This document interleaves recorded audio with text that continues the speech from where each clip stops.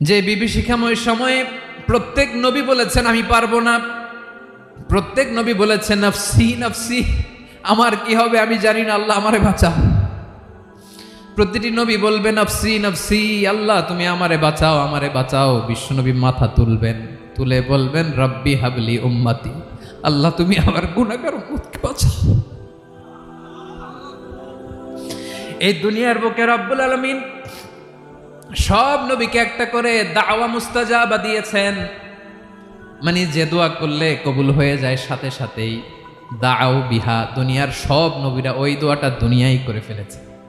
ওয়া ইন্নী আখতাবিউ দাওয়াতি শাফাআতান লি উম্মতি ইয়াউমাল কিয়ামাহ, আমার ওই স্পেশাল দোয়াটা আমি দুনিয়ার বুকে কঠিন বিপদে পড়েও কোনোদিন করি নাই। আমি আমার স্পেশাল দোয়াটা কিয়ামতের দিন আমার গুনাহগার উম্মতকে সুপারিশের জন্য রেখে দিয়েছি।